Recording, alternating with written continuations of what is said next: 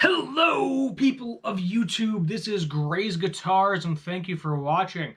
Today, we are going to be talking about 4x12 guitar cabinets, that big bad boy I got back there, 400 watts of raw, loud, obnoxious power, and are they dying out? The short answer is yes.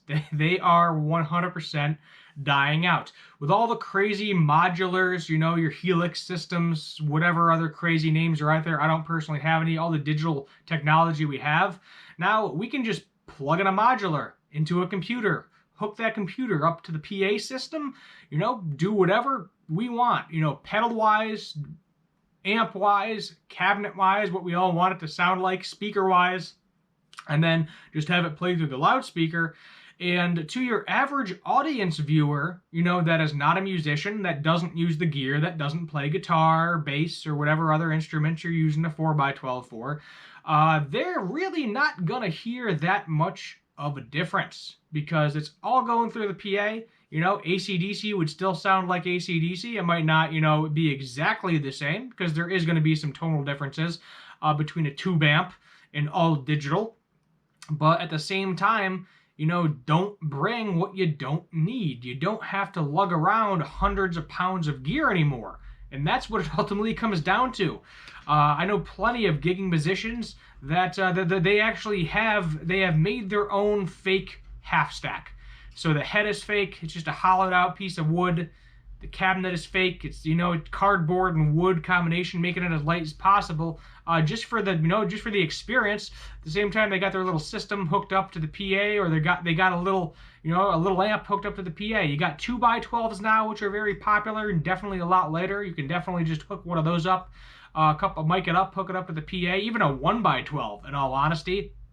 If you hook it up to a decent enough PA system and it sounds halfway decent, the audience, they're going to be drunk half the time and on drugs. That's just how it is with a lot of music. So not everybody is, but a large, we're going to say half, probably about half. Sounds about right. I don't know. Let me know in the comments if you think about half of people are drunk and on drugs every time they're going to see a show and a concert.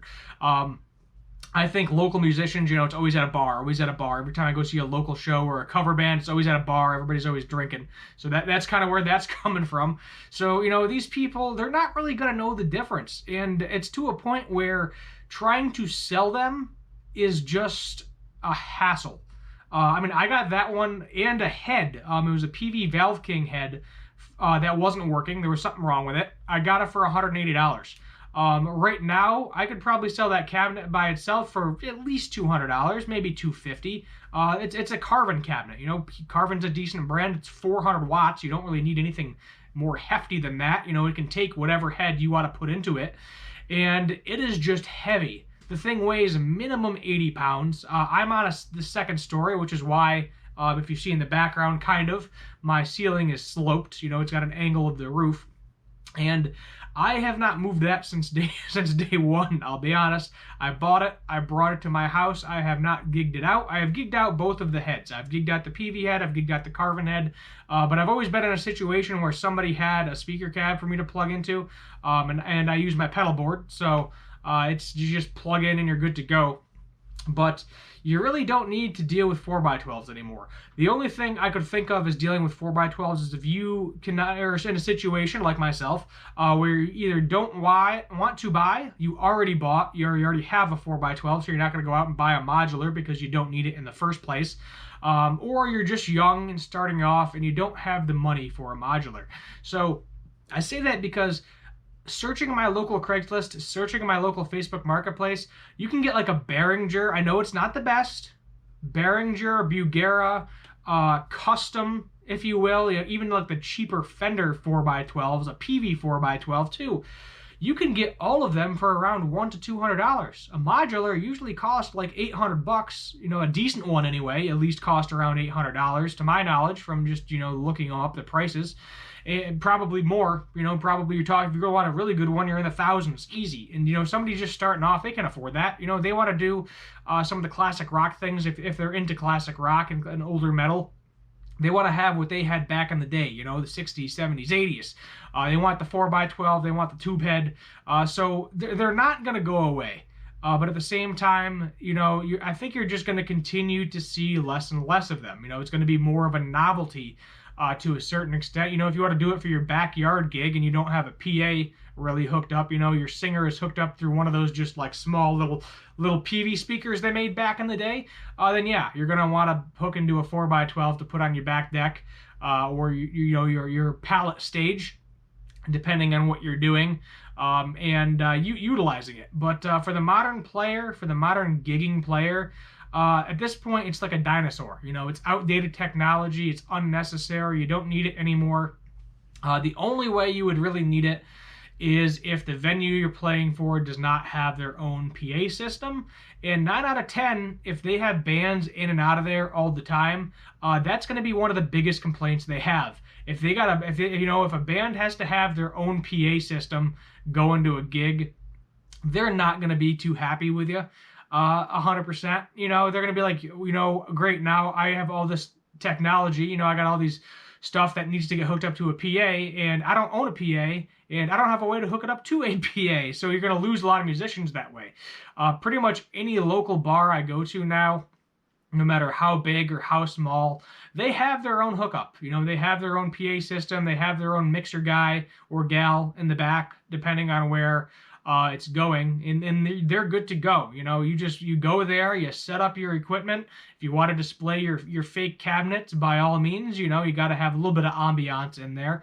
And then you just play. You hook it up to the PA. Everything everybody's hearing is through the PA. Because, as I said, you're micing everything. No matter what, 9 out of 10, you're micing everything through the PA system anyway. You know, you're putting it in front of your amp. You're putting it in front of your 4x12. So whether you're micing it or putting it directly in, it's going to sound very similar. As I said, it's not the exact same thing as a tube amp. It's not going to sound the same as a tube amp. It's close, but you're never going to get the true tube amp sound through digital. They've come close. You know, it's getting crazy close.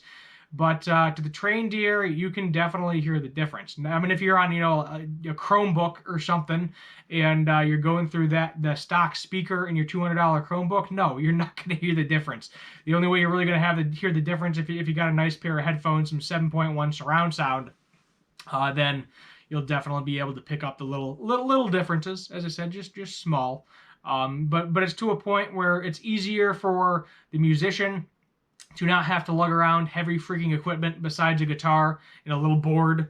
And it's just easier for the mix master that has the PA system just to plug the thing directly into it. You got all your presets.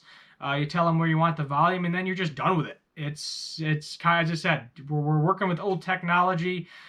Tube amps are never going to die. As I said, there's only like one factory making tubes right now.